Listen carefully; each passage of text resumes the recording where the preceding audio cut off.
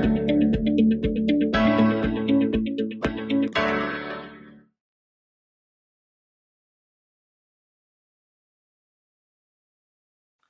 students, welcome to the session of Social Science. We are studying resources and development. हमने अपने previous session में land resources के बारे में बात की थी, जहां हमने लैंड रिसोर्सेज की इंपॉर्टेंस, उसका यूटिलाइजेशन और उसका लैंड यूज पैटर्न भी देखा था।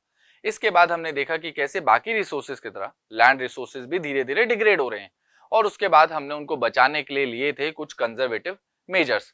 अब मैं आपसे पूछना चाहता हूं कि उस समय हमारा मेन एस्पेक्ट क्या था जिसे हम बचाना चाह रहे थे? ऐसी कौन सी चीज थी जिसपे हमारा सबसे ज्यादा फोकस था? आप कहेंगे soil, and that is why in today's session we will be discussing more about soil as resource. So let's start our session with a very interesting question. Question is, have you ever walked barefoot in the garden and noticed how some soil feels grainy like sand and also some feels like sticky or soft? चलिए इस question को और आसान बनाते हैं. आप में से बहुत सारे बच्चों ने बिना जूते या चप्पल के कभी खेतों में दौड़ लगाई होगी, या फिर किसी गार्डन या पार्क में आप खेले होंगे. इसके अलावा आप में से बहुत सारे लोग नदी किनारे गए होंगे, नदियों में चले होंगे, या फिर समुद्र के किनारे बैठे होंगे, और आप में से कुछ लोगों ने पहाड़ों में भी दौड़ लगाई होगी या चढ़ाई करी होगी किसी न किसी तरीके की. तो ऐसे में आपने नोटिस किया कि हर जगह की सॉइल अलग थी. कहीं पे जो सॉइल थी वो बहुत सॉफ्ट थी, जबकि कहीं पे जो सॉइल थी वो बहुत चुभ रही थी, जबकि कुछ जगह की जो सॉइल थी वो आपके पैरों को ठंडक दे रही थी और कुछ जगह की सॉइल आपके पैरों को जला दे रही थी. तो ऐसे में ये डिफरेंसेस क्यों हैं? अब आप कहेंगे सर आप ही ने सिखाया है, ज्योग्राफी का इसमें एक इंपॉर्टेंट रोल है. तो बिल्कुल ठीक बात है, ज्योग्राफी का इंपॉर्टेंट रोल है. तो चलिए समझने की कोशिश करते हैं सॉइल के प्रोफाइल को. सबसे पहले अगर हम सॉइल के प्रोफाइल को देखें तो सॉइल में आपको अलग अलग लेयर देखने को मिलती है, जिसमें सबसे ऊपर आती है ऑर्गेनिक लेयर, जहां पर आपको ऑर्गेनिक मटेरियल जैसे कि ह्यूमस मिलता है, जिसकी वजह से ये सॉइल का कलर आपको थोड़ा डार्क मिलता है. इसके बाद जाते हैं हम टॉप सॉइल के पास, जहां पर आपको बहुत ज्यादा न्यूट्रिशन देखने को मिलते हैं, यानी बहुत सारे जो मिनरल्स होते हैं वो इसी सॉइल में आपको देखने को मिलेंगे. इसके बाद ये मिनरल्स धीरे धीरे कम हो जाते हैं और सॉइल में आपको देखने को मिलती है सब सॉइल, जहां पर थोड़े थोड़े कंकड़ पत्थर आने शुरू हो जाते हैं. इसके बाद आता है पेरेंट मटेरियल, जहां पर बड़े बड़े पत्थर आने शुरू हो जाते हैं, और लास्ट में आपको देखने को मिलता है बेड रॉक, जो कि पूरी तरीके से चट्टान से बनी है. तो चलिए अब सॉइल को थोड़ा और डिटेल में बात करते हैं. सॉइल एक इंपॉर्टेंट नेचुरल रिसोर्स है और बहुत ही ज्यादा जरूरी है हमारे लिए. अब ये क्योंकि रिन्यूएबल रिसोर्स है तो बहुत ज्यादा हेल्प करता है प्लांट की ग्रोथ में, जो कि इवेंचुअली हेल्प करता है in sustaining the life on earth, क्योंकि अगर प्लांट नहीं होंगे तो हम लोग भी नहीं होंगे. इसके अलावा वैसे तो सॉइल नॉन लिविंग है, पर ये अपने आप में एक लिविंग सिस्टम की तरह काम करता है, जो सपोर्ट करता है मिलियंस ऑफ ऑर्गेनिज्म की लाइफ को और साथ ही साथ हेल्प करता है इन मेंटेनिंग द इकोसिस्टम. इसके बाद अगर हम सॉइल की बात करें तो हम ये नहीं भूल सकते कि few centimeters of top soil को बनने में मिलियंस ऑफ ईयर्स लगते हैं, and that is why we need careful planning for its sustainable use. तो चलिए देखने की कोशिश करते हैं कि सॉइल आखिरकार बनती कैसे है. अब आप कहेंगे ये कौन सी बात हुई सर, हमने बचपन में पढ़ा है वेदरिंग प्रोसेस से बनती है, तो उसको भी तो अफेक्ट करने वाले कुछ फैक्टर होंगे, एंड इसीलिए हम बात करेंगे सॉइल फॉर्मेशन फैक्टर की. तो इसमें सबसे पहले आता है रिलीफ यानी टोपोग्राफी, जिसमें प्लेन्स, प्लेटूज, माउंटेन्स, डेजर्ट जैसी चीजें आती हैं. इसके अलावा पेरेंट रॉक, क्लाइमेट और वेजिटेशन, ये सब आपके सॉइल के फॉर्मेशन में एक इंपॉर्टेंट रोल प्ले करते हैं. इसके बाद आता है नेचुरल फोर्सेस, जो आपके वेदरिंग प्रोसेस को ट्रिगर करते हैं, यानी the action of wind, water and temperature. इसके बाद आते हैं केमिकल एंड ऑर्गेनिक चेंजेस, जो आपके सॉइल के टेक्सचर या कलर के पीछे इंपॉर्टेंट रोल प्ले करते हैं. तो चलिए अब देखते हैं कि इंडिया में आपको कौन कौन सी मेजर सॉइल देखने को मिलती हैं. तो सबसे पहले हम बात करेंगे एलुवियल सॉइल की. इसके बाद आती है black soil, red and yellow soil, इसके बाद laterite soil, arid soil, and last में फॉरेस्ट सॉइल, जिसे हम माउंटेन सॉइल भी कह देते हैं. तो चलिए एक एक करके इनके भी प्रोफाइल देख लेते हैं. सबसे पहले हम बात करेंगे एलुवियल सॉइल की. Alluvial soil most important and widely spread soil है, जो कि आपको नॉर्दर्न प्लेन्स में देखने को मिलती है. अब इस सॉइल के बारे में ये कहा जाता है कि इसका जो डिपोजिशन आपको नॉर्दर्न प्लेन्स में देखने को मिलता है वो है 3 रिवर्स की वजह से, गंगा, ब्रह्मपुत्र और इंडस. इनके ड्रेनेज सिस्टम की वजह से ये सॉइल आपको यहाँ पर देखने को मिलती है, और ये एक इंपॉर्टेंट फैक्टर है इस सॉइल के बनने का. इसके बाद अगर हम बात करें तो ये सॉइल बहुत ही ज्यादा फर्टाइल है, जो कि सुटेबल होती है crops like rice, wheat, sugarcane, pulses and other cereals के. इसके अलावा इस सॉइल में आपको जो देखने को मिलता है वो है sand, silt and clay, basically ये इसके कंपोनेंट है।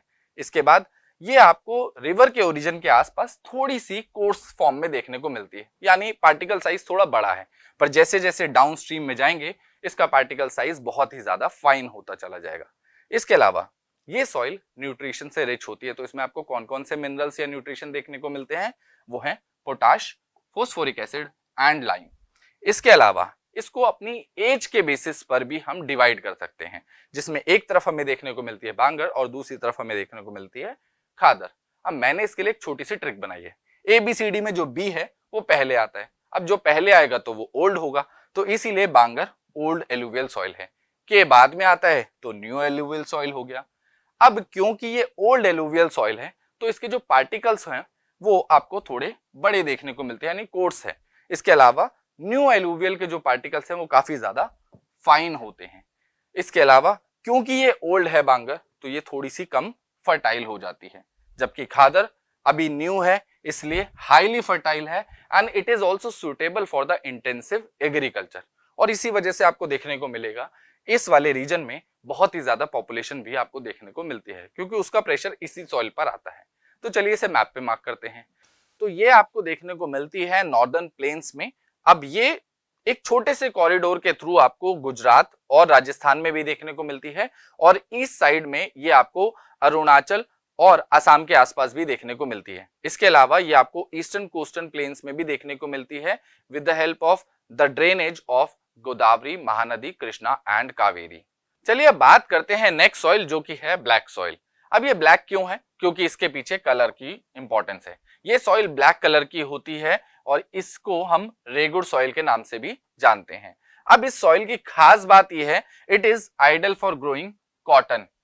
ऐसा नहीं है कि कॉटन दूसरी सॉइल पे ग्रो नहीं की जा सकती, पर इस पे सबसे अच्छी ग्रो होती है, इसीलिए इसको हम ब्लैक कॉटन सॉइल भी कहते हैं। इसके अलावा अगर हम बात करें तो यहाँ पर आपको कौन कौन से मिनरल्स देखने को मिलते हैं, यहाँ पर आपको कैल्शियम कार्बोनेट देखने को मिलता है, मैग्नीशियम, पोटाश एंड लाइम देखने को मिलता है। पर यह सॉइल कहीं ना कहीं फोस्फोरिक कंटेंट में काफी ज्यादा पुअर होती है, इसीलिए जब भी आप यहाँ पर कोई ऐसी क्रॉप लगाएं जिसको फोस्फोरिक कंटेंट चाहिए तो आपको कहीं ना कहीं फोस्फोरिक एसिड किसी ना किसी फॉर्म में इसे देना पड़ेगा, यानी मैन्योर या फर्टिलाइजर की फॉर्म में आप इसको देंगे। इसके बाद इस सॉइल की एक खास बात है कि जैसे ही गर्मी पड़ती है इसके अंदर बहुत डीप क्रैक्स आ जाते हैं जो कहीं ना कहीं इसके अंदर एरेशन में हेल्प करते हैं, और जैसे ही ये गीली हो जाती है वैसे ही ये काफी ज्यादा स्टिकी होने लगती है। इसीलिए कहा जाता है जैसे ही पहली बारिश पड़े, थोड़ी सी शावर हो, आप इसकी टिलिंग शुरू कर दीजिए, क्योंकि अगर ये ज्यादा गीली हो गई तो यहाँ पर प्लो करना बहुत ही ज्यादा मुश्किल हो जाता है, क्योंकि इसकी वाटर होल्डिंग कैपेसिटी बहुत ही ज्यादा होती है। तो चलिए इसे भी मैप पे मार्क करते हैं। तो ये आपको देखने को मिलेगी डेक्कन प्लेटू की तरफ, जिसमें कि गुजरात, महाराष्ट्र, मध्य प्रदेश और छत्तीसगढ़ के एरिया आते हैं। तो चलिए अब चलते हैं अपनी नेक्स्ट सॉइल की तरफ, which is red and yellow soil. अब इसे रेड एंड येलो सॉइल क्यों कहते हैं, उसके पीछे एक इंपॉर्टेंट रीजन है। अगर हम देखें तो ये बनती है from the crystalline igneous rock से, जहां पर रेनफॉल बहुत ही ज्यादा कम होता है। इसके अलावा यहाँ पर जो आपको रेडिश कलर देखने को मिलता है वो है आयरन डिफ्यूजन की वजह से, जो कि आपकी रॉक्स के अंदर है। अब जैसे ही ये थोड़ी सी भी हाइड्रेट होती है, यानी इसको पानी मिल जाएगा, इसका कलर येलो होने लग जाता है, जिसकी वजह से हम इसे रेड एंड येलो सॉइल कह रहे थे। इसके बाद हम चलते हैं नेक्स्ट पॉइंट, जो कि बताता है कि यहाँ पर कौन कौन सी क्रॉप्स को उगाया जा सकता है। तो वो है millets, pulses and oil seeds. तो चलिए अब इसे मैप पर मार्क करते हैं। मैप पे अगर हम देखें तो ये आपको मिलेगी ईस्टर्न एंड सदर्न डेक्कन प्लेटू के पास, इसके अलावा उड़ीसा और छत्तीसगढ़ के रीजन में। तो अब हम चलते हैं अपनी नेक्स्ट सॉइल की तरफ, जो कि है लेटराइट सॉइल। अब ये लेटराइट शब्द आया है लेटिन भाषा के शब्द लेटर से, यानी ब्रिक। अब समझने की कोशिश करते हैं आखिरकार ऐसा है क्यों। यहां पर आपको देखने को मिलेगी बहुत ही ज्यादा हैवी रेनफॉल, जिसकी वजह से होता है इंटेंसिव लीचिंग प्रोसेस, और जिससे ये सॉइल फॉर्म होती है। अब यहाँ पर एक बहुत बड़ी दिक्कत ये आती है, क्योंकि हैवी रेनफॉल है तो सारे न्यूट्रिएंट्स बह जाते हैं।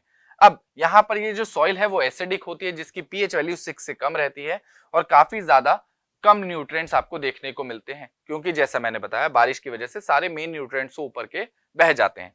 इसके अलावा अगर हम ह्यूमस कंटेंट की बात करें तो वो डिपेंड करता है कि कहाँ पर है। अगर ये फॉरेस्ट एरिया के आसपास है तो वहां पर ह्यूमस कंटेंट आपको अच्छा खासा मिल जाएगा।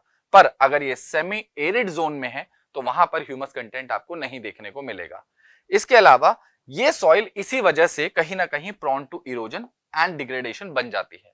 पर अगर आप इसका खास ख्याल रखें, कंजर्वेटिव मेजर्स लें, तो कहीं ना कहीं इस पे एग्रीकल्चर पॉसिबल है, जो आपको देखने को मिलेगा कर्नाटका, केरला, तमिलनाडु में, जो कि टी और कॉफी के लिए किया जाता है। इसके अलावा कैशू नट्स आपको देखने को मिलेंगे तमिलनाडु, आंध्र प्रदेश और केरला जैसे राज्यों में। तो चलिए अब इसे मैप पे मार्क करते हैं। तो मैप पे अगर हम इसे देखें तो ये आपको वेस्टर्न घाट के आसपास और उड़ीसा, वेस्ट बंगाल और नॉर्थ ईस्ट में देखने को मिल जाती है। अब हम चलते हैं अपनी नेक्स्ट सॉइल की तरफ, जो है एरिड सॉइल। अब एरिड शब्द सुनते ही हमारे दिमाग में राजस्थान आ जाता है। क्यों? क्योंकि आप देखेंगे इसका जो कलर है वो रेड टू ब्राउन वेरी करता है अलग अलग जगह पर। साथ ही साथ ये सैंडीन टेक्सचर होती है और बहुत ही ज्यादा सेलाइन होती है इन नेचर, और इसी वजह से हमें देखने को मिलता है यहाँ पर हाई सॉल्ट कंटेंट, और कुछ एरियाज में तो even common salt is obtained through water evaporation, जैसे कि सांबर लेक का नाम आपने सुना ही होगा। इसके बाद हम बात करते हैं ह्यूमस की, तो ये काफी ज्यादा पुअर होती है ह्यूमस कंटेंट में, और इसी वजह से काफी ज्यादा लेस फर्टाइल नेचुरली बन जाती है। पर इसके साथ एक दिक्कत है, यहां पर आपको देखने को मिलती है कैल्शियम डिपोजिशन, जिसकी वजह से कंकड़ बनते हैं और ये कहीं ना कहीं वाटर के इनफिल्ट्रेशन में काफी ज्यादा रेस्ट्रिक्शंस पैदा करते हैं, जिसकी वजह से यहाँ पर एग्रीकल्चर को बहुत मुश्किल से किया जाता है। और करने के लिए आपको करना ये पड़ेगा कि अगर आप चाहें तो इरिगेशन बढ़ाकर कल्टीवेशन कर सकते हैं, और उसका बेस्ट एग्जांपल है यहाँ पर इंदिरा गांधी कैनल, जो कि आर्टिफिशियली क्रिएट की गई राजस्थान तक इरिगेशन को पहुंचाने के लिए, ताकि यहाँ पर हम एग्रीकल्चर कर पाए। तो चलिए इसे मैप पे मार्क करते हैं। इसे मैप पे मार्क करना बहुत ही आसान है। ये आपको थार डेजर्ट वाले एरिया में, जो राजस्थान का पार्ट है, and upper part of Gujarat में देखने को मिल जाएगी। तो चलिए अब चलते हैं हम अपनी नेक्स्ट सॉइल की तरफ, जो है फॉरेस्ट सॉइल, और इसे मॉन्टेनियस सॉइल भी कहा जाता है। उसके पीछे कारण है क्योंकि ये आपको मिलती है हिमालयाज और वेस्टर्न घाट की पहाड़ियों में। अब हम इसकी फर्टिलिटी की बात कर लेते हैं।